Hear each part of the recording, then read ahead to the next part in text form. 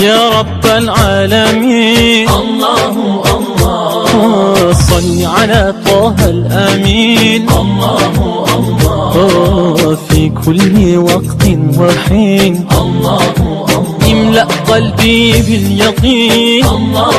الله ثبتني على هذا الدين الله الله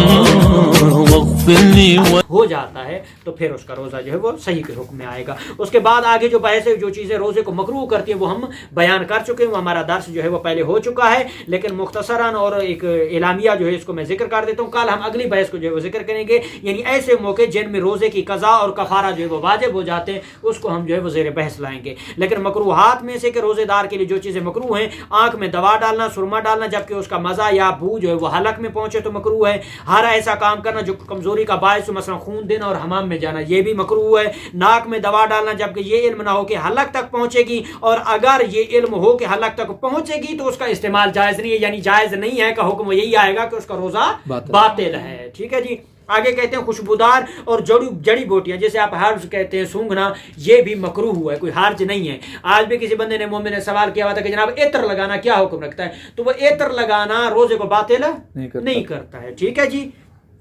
لیکن عورت کا پانی میں بیٹھنا یہ بھی مکروہ ہے، اور شیاف استعمال کرنا، شیاف یعنی کہتے ہیں کسی خشک چیز سے انیما لینا. ٹھیک ہے. تو وہ ہم نے پچھلے مسئلے میں بھی ہم نے ذکر کیا تھا کہ انیما سے مراد جو ہے وہ کیا ہے، یعنی مقعد میں کسی سیال چیز کا یا کسی اور ذریعے سے کسی چیز کا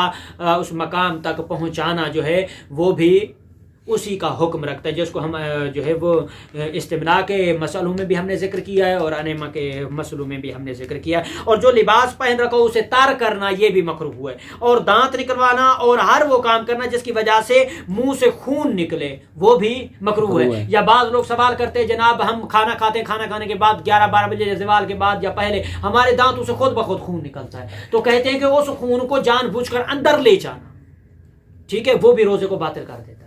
اور اگر وہ خون اس حالت میں ہو کہ اگر ایک ہوتا ہے کہ ہلکی کیفیت میں خون نکلتا ہے، وہ خون لعاب میں مکس ہو جاتا ہے، اور اگر وہ خون نہ رہے تو پھر کوئی حرج نہیں ہے، پھر وہ لعاب دہن ہے، پھر وہ مکروہ کا حکم رکھتا ہے، باطل کا حکم نہیں رکھتا ہے. لیکن خون صحیح خون ہی دانت سے نکل رہا ہو اور اس خون کو پھر اندر لے کے جانا جان بوجھ کر اگر اختیاری حالت میں چلا جاتا ہے تو پھر اس کے لیے وہ حکم صادر نہیں ہوتا. لیکن اگر جان بوجھ کے اس کو پتہ بھی ہے، ایک وقت میں کوئی بندہ اس کو مشخص کر کے کہتا ہے تمہارے منہ سے خون نکل رہا ہے، اب اس کو پتہ ہے پھر بھی وہ اندر لے رہا ہے، تو پھر اس کا روزہ باطل ہے. ٹھیک ہے جی. اور اسی طرح سے آگے کہتے ہیں کہ جناب تار لکڑی سے مسواک کرنا بھی روزے کا لیے مکروہ ہے، روزے کو باطل نہیں کرتا. اور اسی طرح بلا وجہ پانی یا کوئی اور سیال چیز منہ میں ڈالنا، مثلا جناب منہ میں پانی ڈال کے منہ کو تری دیتے رہنا، گھماتے رہنا، یہ مکروہ ہے، روزے کے ثواب کو کم کر دیتا ہے، لیکن روزہ باطل نہیں ہوتا ہے. اور اسی طرح سے پھر استفتاء میں کہتے ہیں کہ اگر وہ پانی جو منہ میں آپ نے لیا اس کو گھمایا، گھمانے کے بعد جو تری منہ میں رہی ہے وہ بھی پانی کا حکم رکھتی ہے، اگر اس کو لیتے پھر بھی روزہ باطل ہے. ٹھیک ہے. اگر وہ پانی کا حکم رکھتی ہے لیکن آپ نے اس کو خشک کر دیا ہے، اس میں کوئی پانی کی مقدار یا کوئی ذرات اس میں باقی نہیں ہے، اس کے بعد کوئی لعاب اگر آپ کے منہ میں پیدا ہو گیا ہے تو پھر وہ لعاب دہن کا حکم رکھتا ہے، اس سے روزہ باطل نہیں ہوتا ہے بلکہ روزہ صحیح ہے. ٹھیک ہے جی. وہ ابطال روزہ کا حکم نہیں رکھتا. اور اسی طرح سے یہ بھی مکروہ ہے کہ منی نکالنے کی کثرت کے بغیر انسان اپنی بیوی کا بوسہ لے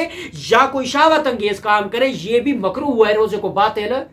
نہیں کرتا ہے. یعنی چھیڑخانی کرنا، بوسہ لینا یا کسی اعضاء کو ہاتھ لگانا مکروہ ہے، لیکن روزے کو باطل نہیں کرتا ہے. روزے کو تب باطل کرتا ہے جب وہ جماع کرے یا سپاری کو اس مقدار تک کہ جس کو ہم نے پچھلے درسوں میں بھی بیان کیا، اس مقدار تک اگر وہ دخول کرے تو پھر اس کا روزہ